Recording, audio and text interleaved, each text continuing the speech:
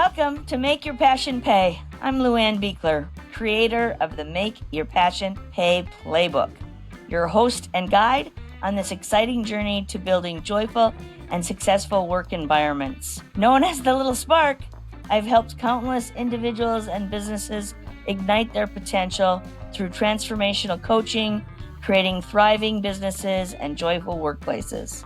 I have experienced the challenges of leaving toxic workplaces and building something better. I bring firsthand wisdom to help you align your work with your values. With insights drawn from working alongside world-renowned leaders and a deep passion for community and connection, I'm here to show you how to lead with joy and purpose. Let's dive into today's episode and start making your passion pay.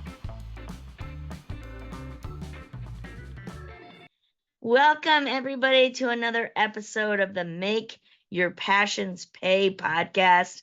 I'm Luann B., your host. Super glad you're here listening to us today.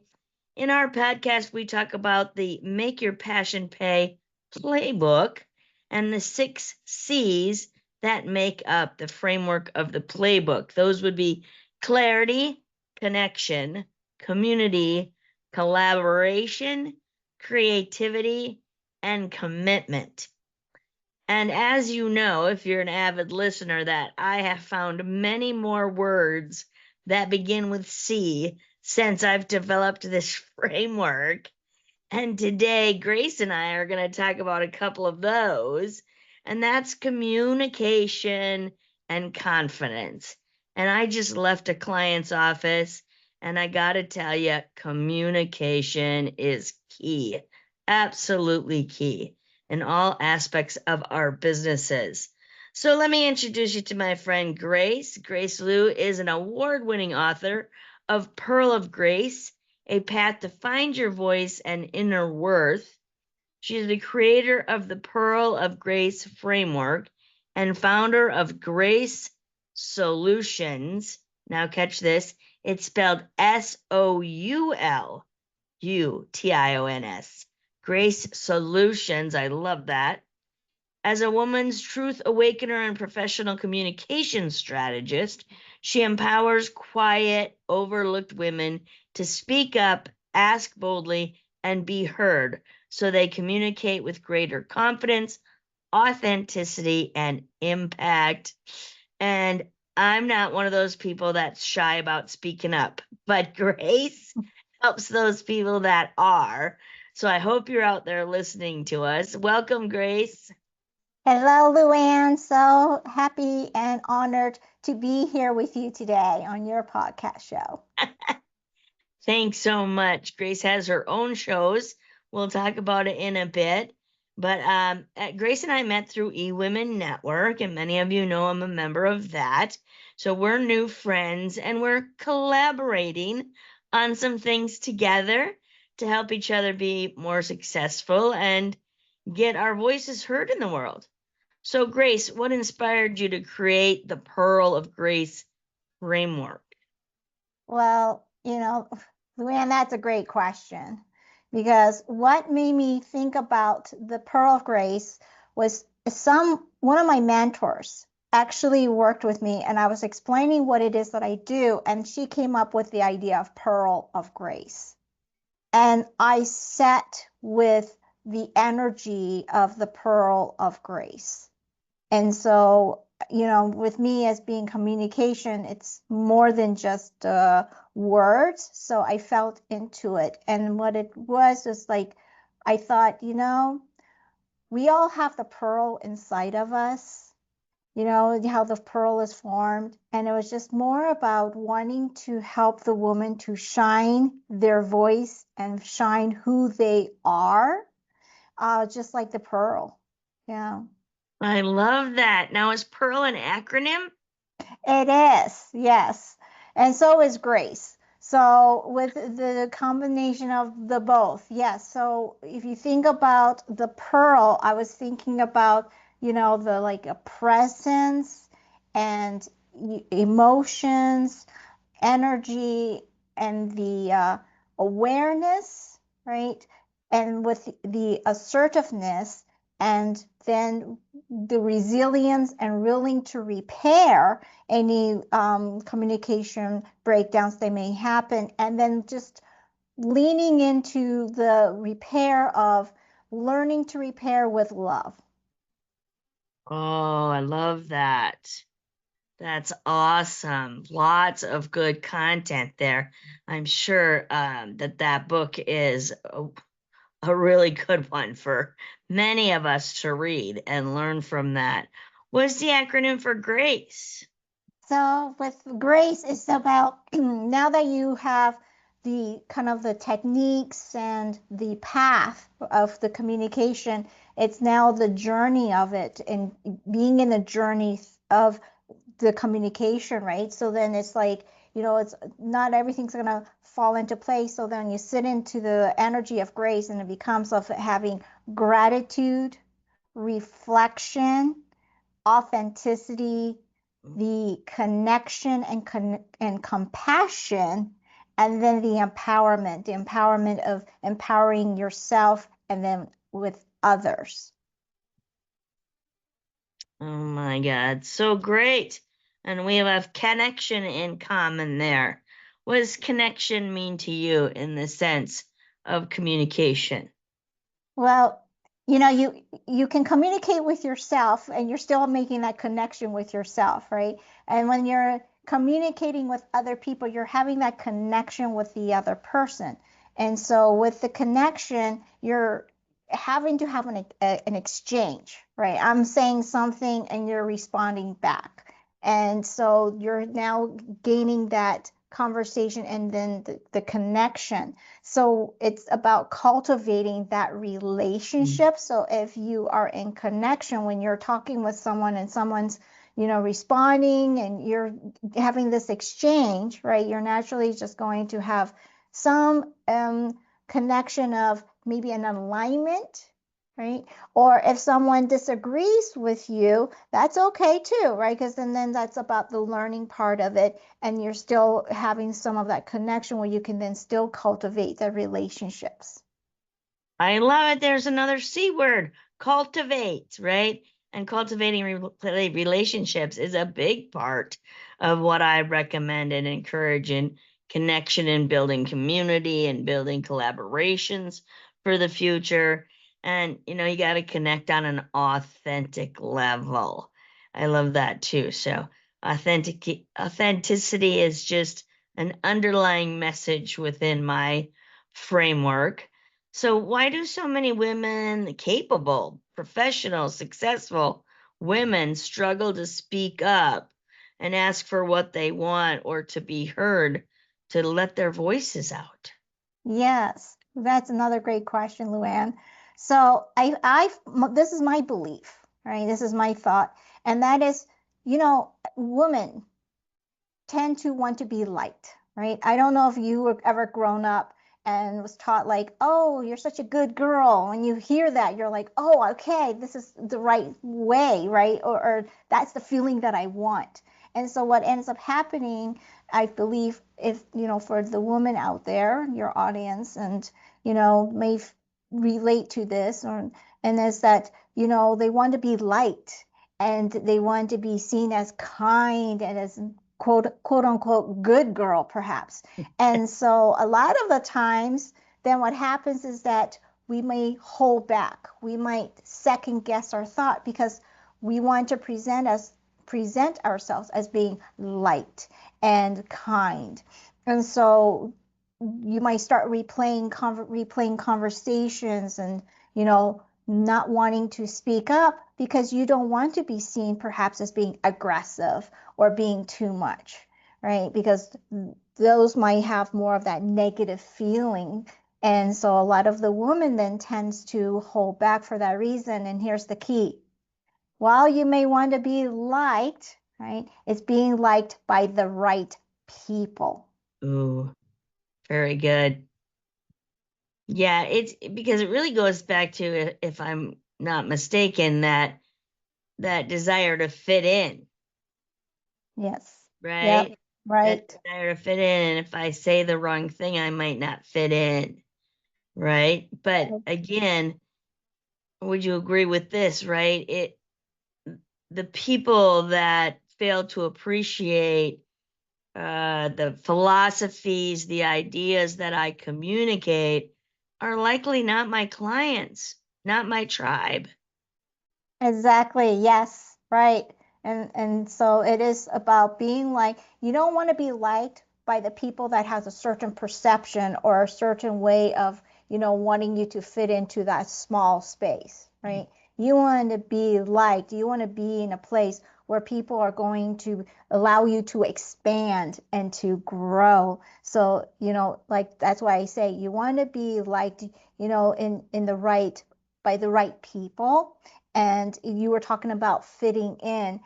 And so I agree that most people want to feel like they belong to a tribe or belong to a place, but it's putting yourself into the right tribe, into the right rooms. That's where the key is too. Yeah. Right. Well, and would it be true that women that are boldly out there have a mm, philosophy of not everybody needs to like me? Yes. That's right. Yes, absolutely. Where some who are timid about doing that are probably in the mindset of, I got to fit in. I want everybody to like me. And it's like, yeah, no, everybody's not going to like you. It's Right. okay. That's okay. Because look, if you think about it, there are certain food or a certain color or something that we don't like, right? So, That's right. There's a woman that I interviewed who talks about identifying who you are in relationship to a flavor of ice cream. oh, And she says, not everyone likes licorice ice cream. And I'm like, oh, that sounds awful to me, you know? But you also don't want to be plain vanilla that everybody likes, right? You got to be distinctive of who you are, stand for that boldly, and speak up with your voice on that to attract the right people in, right? To attract the absolutely. right connections, the right clients, the right audience. If you're a speaker who does align, as you said, with your authentic self and who you are. So Yes. you have a little bit a different approach to communication than other communication experts. What makes you unique? Well, I love all your questions here, so Luann. I mean, you're just coming up with one great question after another. So yes, communication is a skill, and I believe you can build on your communication skills. I also see communication as energy, right? Because if there's energy in everything, there's energy in communication, the energy that you bring forth when you're communicating, so for me, communication is also beyond just words, right? There's energy involved. So if you think about it, like if you walk into a room and you are smiling and you're, standing straight, good posture, all the other things, you're already sending in your energy, right? And so people are going to already say, oh, you know what? She looks like a friendly person, relatable, all this, right? Versus if you go into a room and you're avoiding eye contact, you're looking down, your body is hunched, and you're looking for a table by yourself and you're just sitting there and you're just doing your own thing, you're going to give her the energy like, oh, maybe she doesn't want to be bothered, or maybe she just likes to be by herself. And so your energy may already be speaking up for you before you even say the words, right? And the person that's sitting at that table, kind of being by him or herself, may be the most friendly person. you know you just don't know, just because of the energy, right? So your energy is important, right? So, your body language and how you present yourself, because it's already showing up before you even speak. So there's an old formula that I remember in studying communication, right? Like body language is what, 75%, Yes. 80% of the perception that people have of you. And uh, is it tone Yes, in your voice? yes, the tone in your voice, your facial expressions, even gestures, right? And then there's also energy in your words, right? If you say But the certain words are the words, it's going to, smallest parts of the communication, aren't they? they are the smallest part. So, but if you look at the whole package, right, of the whole communication, it's not just like words. I know a lot of people teach communication as a, and it's a skill. I'm not saying it's not, but it's also part of how you're showing up, right? Your Yeah. energy that you're putting forth in your communication. Yeah, definitely. And words do matter. I always say that words matter and how you use them, right? So I have a little pet peeve. Tell me how I help people with this. I run into a lot of women who are constantly apologizing for themselves.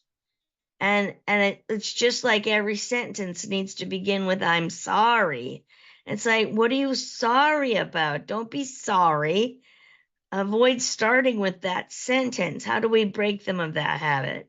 Right. Well, first it goes back to that whole wanting to be liked, right? Mhm. That, I want to be liked, so I need to apologize if I'm disturbing the person or if I'm doing. So they're pre-apologizing, so they are not seen as a certain way, right? The negative way. So one of the things is, like you say, just stop apologizing. Don't start your first sentence with I'm sorry, or apologies. Just start your sentence with, hey, I have an idea. Do you have time for me to share it with you? Yeah. Yeah. Instead of saying, I'm Trying to think of sorry, another, yeah, I'm yeah, trying to think of another circumstance, but it does. What's coming to my mind today is I'm sorry, but I disagree with you, right? Or I'm sorry, I see it this way, or right, I'm right. sorry, And it's okay if you see I'm things sorry. differently. Yeah, I'm sorry I'm so quiet, or I'm sorry I'm tired today, so I'm not speaking up, you know, like things like that. So there's different ways that it comes out. But right. yeah, I do notice that. Yeah, Um, and then one of the things is also embracing your worth, right? And embracing your worth, knowing that you don't need permission to take up space. Right. A lot of the times yeah, when you're saying I'm sorry, it's because you're like, I don't know if I belong in this room. I don't know if I should take up space here. So you are already worthy, right? So if you embrace your worth, you are already worthy in that room. So you don't need to apologize to be in that room. And if you see something differently, you can just say, oh, that's an interesting way of looking at it. I didn't think about that before. oh, Or I that's a love that. different perspective. There's a lot of different ways, right, that you can share your own thoughts or your own ideas and opinions, right, without having to apologizing, right? Because it's all about being worthy of taking up the space. You don't need permission for that. Yes, but that is it, isn't it? And what people need to remember is we all have a little bit of that worthiness challenge at some level. But I think, Grace, that's why a coach like you in communication and communication style is valuable because I'm sure you pick up on phrases like that people repeat frequently and you can help them reframe it, rephrase it, and start practicing that new language. And it's really poor programming in our subconscious Mhm. that keeps that habit happening Yeah. when we know, I have a dear friend who does that frequently.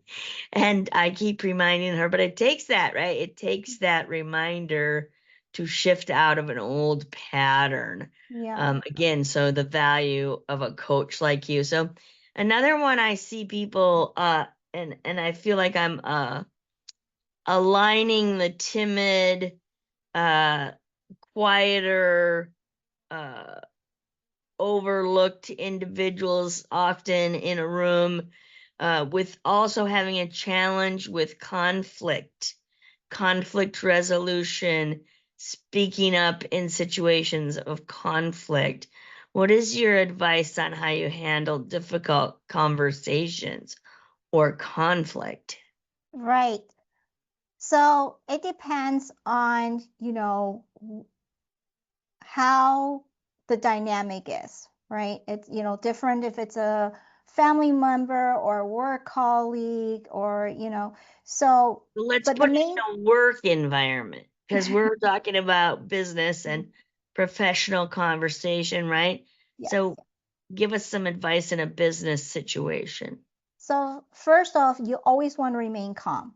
If the person is raising their voice or be acting aggressively, you just want to remain calm and stay in your own lane and know your own boundaries.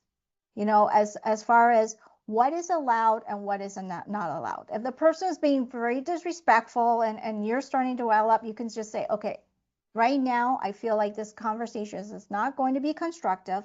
Let's table this. Let's revisit when we're both calm. I love that redirection. Absolutely. But always you want to remain calm and not react to how the other person is being, right? Young Because young managers, inexperienced managers who need to deal with an employee that might be perceived as confrontational is really the word conversation that I have to confront you with behavior correction. Any advice there? yes. So again, uh, remain calm, right?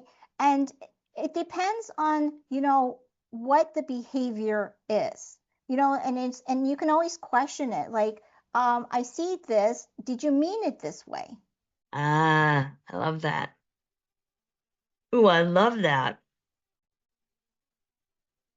One of my leadership lessons was to compliment first on one thing they do really well before you get into where you need to have corrective action. How do you feel about that? Yes, always, you can always start with a positive, right? I like how you did this, and I see this, and I'm not, you can always bring like, I don't know if you mean to X, Y, and Z, right? Right. Because what you want is you want the other person to have the awareness because they may not be aware of what they are doing, right? So if they, they might go, oh gosh, I didn't realize that. And then, then they can course correct. So a lot of the times, if you bring the awareness to the other person, have the other person discover that awareness, then they're going to say, oh, I now see this. I get, and then they're more likely to make the changes. Love that. It's an awareness. So one of the other things I often use and believe to be true is that which irritates or upsets us in other people are things we likely do ourselves. So Yes, a mirror absolutely. I find reflection that of too. each other. And so I also teach people to question, like if I'm upset or irritated by the way Grace is approaching a situation or talking to me, go, huh, where do I do that to other people? I Yeah, usually can find it. I usually can exactly. find it, which puts me into a different awareness and perspective. And now I'm thinking about how I can do better more than telling the other person what they need to do better. Right, exactly. Absolutely. Yes, because like you said, a lot of the times, and it's projection, right? A lot Sure. of the times we see something and it's just like, oh, because we want to change it too, right? And so when we see it, it's like, oh, I see that may bother me. And then again, it comes back to the awareness part of it. So then you can make then the correction, right? Because then you know the action to take to make the transformation. Right. I think the other thing is people react rather than think about a response, right? Like something's happening in the moment, I want to react right away without having thought about wait a minute, what's really happening here. Right. And that can also because of the experience or the trauma or the history, because we all have our own backgrounds. And Sure. so from our own backgrounds, certain situation may have occurred frequently or something that was said that we hear often, and that becomes a trigger point, That's right? exactly the word that And was in my head. you It know, triggers something else in your subconscious. yes. You're reacting to that, and the person that you're reacting to may not have any clue about that experience. Exactly. Trauma. Yeah, you call it a trauma, and maybe not necessarily always a trauma. No, We all but have our it's own triggers. yes, but it could be, an experience that, that occurred frequent enough that it just, and some people might try to say, oh, not try to make a big deal of it and suppress it and suppress it and suppress it, right? And then over time, then, at one point they hear and something in another situation, it just snaps and then they just react to it. So it's a lot about having to reframe, like you say, and that is like releasing some of those stories that you have about that past experience or about whatever that history could be. And and sometimes it is a big thing, right? And sometimes it could just be little enough, but it happens too often. Yeah. But you said something there that I also want to highlight for everybody is I see a lot of people, especially those who like to avoid confrontation, are timid, more quiet individuals, um, put up with inappropriate communication styles from others, and over again, they experience the same thing. And then one day it explodes. And so I coach people that, do not let it get to the explode moment, right? I do appreciate you taking time to think about it. Make sure you're calm and the other party's calm, that we can have a civil, respectful conversation. But burying it is not the answer. No, absolutely not, because it'll come back. Yeah, it'll Yeah. always come back. Yeah. So, what do you hope every woman watching or listening to us today walks away with believing about herself and her own voice? Oh, lovely question. I have to say, what I want every woman watching, listening, is to know this. You matter. Your voice matters. Your story matters. You know, the good, the bad, the ugly, the beautiful. I talked about the pearl, right? The pearl doesn't just show up in the oyster. The pearl goes through sand, friction, the whole process. And so, like you're the pearl, right? Because you have your history, your stories, your good moments, the bad moments, what I call the good, the bad, and the ugly. And so the pearl is already inside of you. You already have the value. You already have the worth. You already have the voice. You just need to let it shine. So I always say, go shine your pearl with grace, soul, and sass. Ah, I love that so much. Love that so much. Yes, we all have that pearl already, and we're constantly working on refining it. So also understand that we can learn from opening our mouth, right? Yes, yes. We learn and we all refine and get better, and that's what happens to the pearl. Beautiful message, Grace. So I'm going to be on Voices of Grace. Tell my audience what that's about. Yes, so I have invited five lovely speakers, right? And all sharing their perspective, their story, their expertise from their expertise point of view. What holds women back from speaking up? And then from there, each of my panelists will get to share a lovely free gift or resource with the audience. And then it's just leading into helping women to gracefully unmute themselves. So Grace leads to a gracefully unmute, go from quiet to confident, speak up, ask fully, and be heard. I love it. Gracefully unmute yourself. So our Voices of Grace, the one that I'm going to be on, is August 20th, correct? Yes. And what time will that be aired? So it is at 4 p.m. Pacific, 7 p.m. Eastern time.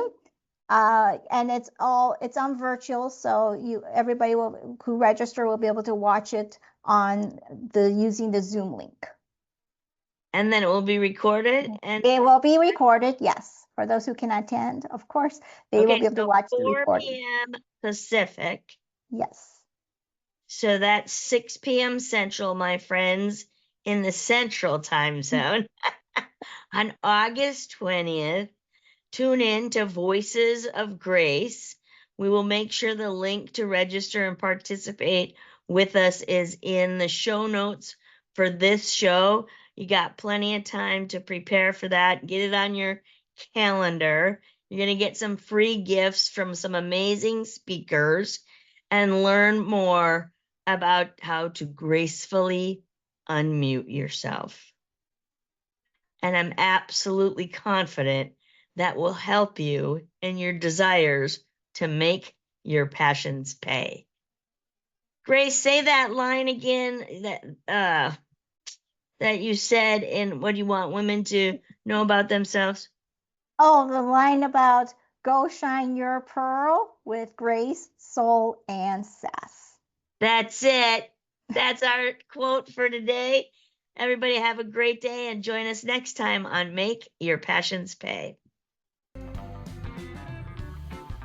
Hey, everybody, thank you for tuning in to Make Your Passion Pay. If today's episode inspired you, I'd love for you to subscribe, leave a rating, and share your thoughts in a review. Every listener makes a difference in spreading this mission of joy and purpose. Want to take the next step? Share this episode with your friends, colleagues, or anyone looking to build a thriving, values-driven workplace. Together, we can create communities where passion fuels success. Until next time, remember, when you lead with joy, you inspire greatness. Let's keep making your passion pay.